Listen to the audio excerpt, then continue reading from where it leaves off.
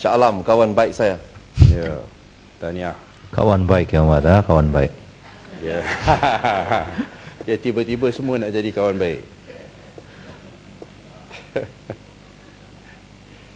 Apalah, saya nak tanya pada Timbalan Menteri.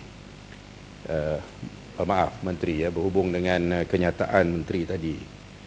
Saya merasakan ianya tidak begitu berpijak atas satu alam yang nyata, ya. Apabila dikatakan bahawa pemilik rumah yang sudah ada rumah, dia tak kisah harga rumah naik, ya, kerana itu menunjukkan bahawa asetnya telah naik harga dan dia telah mencapai satu keuntungan.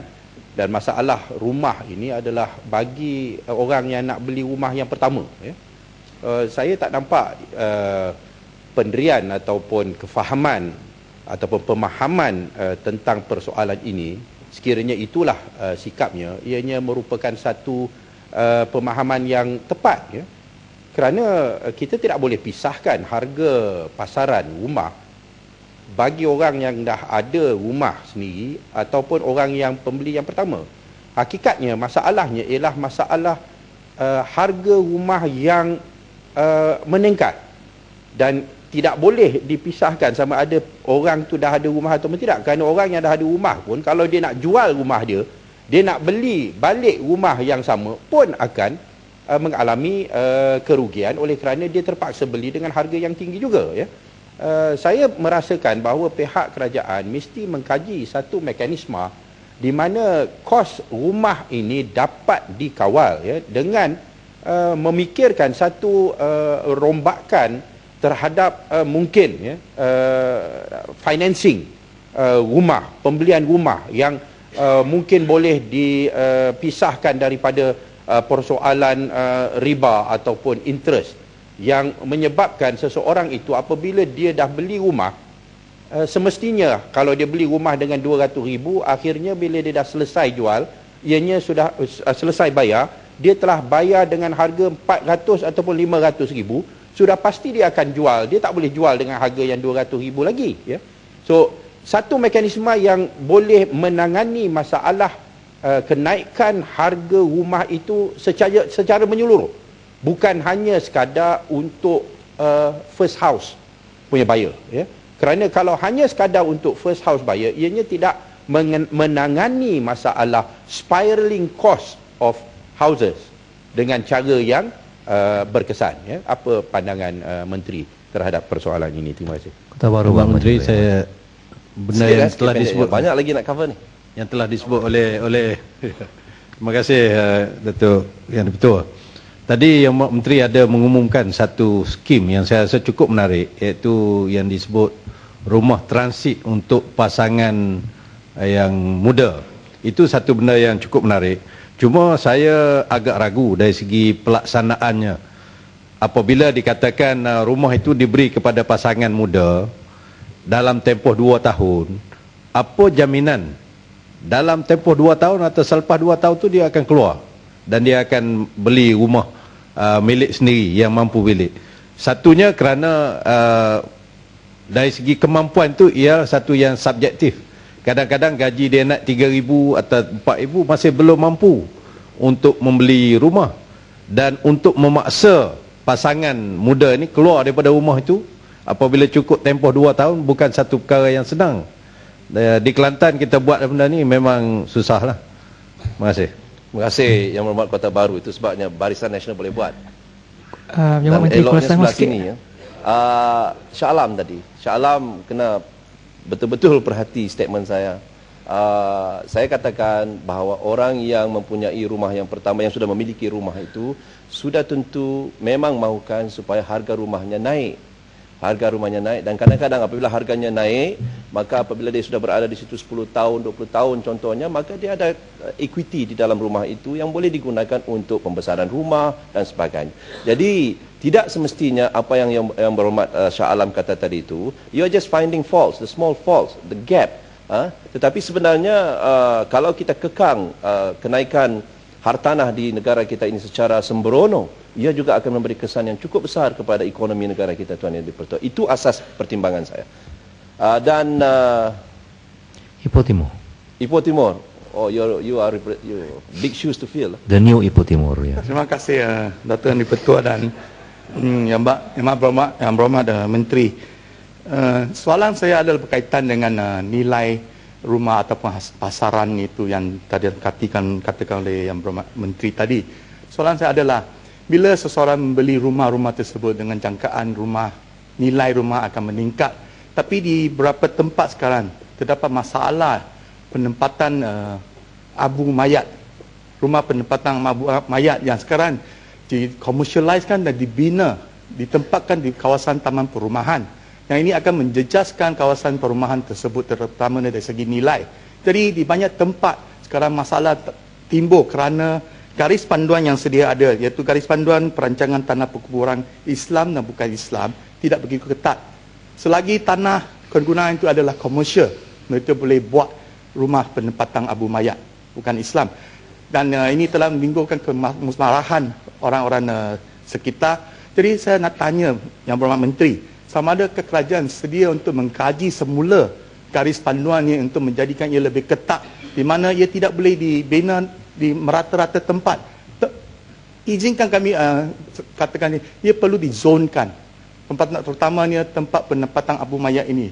Kita terdapat di Perak seperti di Ipoh, di kawasan saya, di dalam kampung baru pun pernah dibina satu penempatan abu mayat yang dikomersialiskan.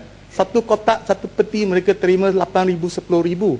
Dan ini adalah satu perniagaan yang besar. Jadi di mana ada kawasan yang mereka boleh beli, mereka akan bina penempatan abu mayat ini. Okay. Jadi terima kasih. kerajaan Tuan Yang di-Pertua, ya, Tuan Yang di-Pertua. Tuan Yang di-Pertua, sebenarnya ada lagi strategi-strategi lain untuk kita mengekang masalah perumahan ini. Antara lainnya konsep yang apa yang kata-kata jual, beli, buat bena sebelum bena kemudian jual, seperti mana yang telah kita katakan sebelum ini, berbanding dengan apa yang selalunya dibuat, iaitu jual, kemudian beli, kemudian bena. Itu antara lain cara kita untuk mengawal isu-isu yang ada kaitan dengan perumahan. Yang Berhormat Ipoh Timur, isu itu adalah isu PBT. Isu PBT. Betul. Tapi garis panduan yang dikeluarkan oleh Kementerian Perumahan dan Kerajaan Tempatan, iaitu sekarang hanya kriterianya jom penampan mesti ada dan jarak jejari antara rumah dan ke perkuburan itu sahaja.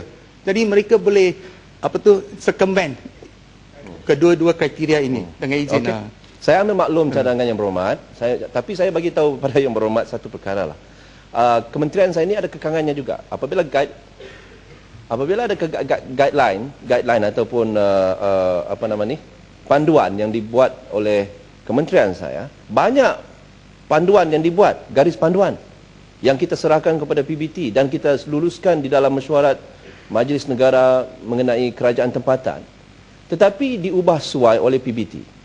Dan ada juga yang tidak, walaupun dipersetujui oleh Ketua Menteri dan Menteri Besar dalam mesyuarat Majlis Negara untuk kerajaan tempatan, tetapi tidak diperakui ataupun dibuat oleh PBT. Tapi saya bermaklum apa yang Berhormat kata, dan saya minta kalau boleh ahli-ahli Yang Berhormat bantu kami untuk memastikan PBT di kawasan masing-masing mengikut garis panduan yang kita buat di peringkat kementerian. Kerana kita tidak mempunyai kuasa untuk memaksa PBT menerima garis panduan tersebut. Tapi saya bermaklum. Ya, Syah Alam. Terima kasih Pak Menteri. Sebab bernambun bangun. Sekali lagi, ringkas saja. Saya ingat masalah bukan saya yang nak cuba cari fault dalam apa yang disampaikan oleh Tuan Menteri, tapi sebenarnya masalahnya ialah masalah kenaikan harga rumah yang tidak dapat dibendung. Sama ada ianya rumah yang pertama ataupun rumah yang kedua, ataupun orang yang dah ada milik rumah dia nak jual, harga naik dan sebagainya. Itu adalah masalah. Masalahnya adalah apabila harga rumah ni naik tanpa ada apa-apa kawalan, dan mungkin ianya juga dibantu dengan usaha spekulasi dan sebagainya, yang mana kerajaan mesti memikirkan bagaimana nak tangani, ya. Kerana kalau tidak, akhirnya this property bubble is going to burst. Dan bila ianya berlaku, maka akhirnya rakyat sendiri dah tak mampu nak beli, ya, seluruh masalah akan berlaku. Dan saya merasakan pihak kerajaan mesti melihat pada persoalan ini dengan menentukan ada kontrol, ada regulation. Orang nak beli rumah sekarang ni sampai 2 generasi, pinjaman sampai dibenarkan sehingga faham lah tu, dan ini semua merupakan masalah. Jangan dilihat hanya sebagai pembeli rumah yang pertama sahaja. Okey, I understand, dengan izin. Saya faham apa yang Berhormat Shah Alam kata tu. Tetapi kalau nak katakan kerajaan tidak ada kawalan langsung pun juga tidak adil. Tidak adil. Kawalan ada. Kita dah katakan tadi, cukai keuntungan hartanah. Kita ada 15%. Kita ada nisbah kepada loan to value ataupun nisbah financing. Itu di bawah kawalan kerajaan. Tetapi pada masa yang sama, kita harus ingat bahawa kalau kita buat secara sembrono, ia akan memudaratkan industri ini. Sebab itu Tuan Yang di-Pertua, kita buat prima. Kerajaan prihatin, Yang Amat Berhormat Perdana Menteri buat prima. Prima akan menawarkan rumah-rumah yang jauh lebih rendah nilai harganya daripada pasaran. Kerana pertamanya mereka pemaju, mereka tidak memberi keuntungan, memberi penekanan kepada keuntungan. Keduanya, mereka menggunakan tanah-tanah kerajaan. Ketiganya, mereka mengawal penggunaan bahan-bahan binaan. Oleh kerana mereka membuat secara besar-besaran, economies of scale, mereka mempunyai keupayaan untuk mengawal harga barang binaan. Jadi kita, kalau tuduhan Shah Alam mengatakan kita tidak mengambil apa-apa tindakan, itu satu tuduhan yang tidak betul. Betul, kalau yang Shah Alam merasakan harga rumah itu sekarang ini terlalu tinggi, saya berkongsi pendapat dengan Yang Berhormat. Tetapi kalau mengatakan kerajaan tidak berbuat sedemikian, saya rasa itu tidak betul. Buat tapi kurang berkesan. Terima kasih Datuk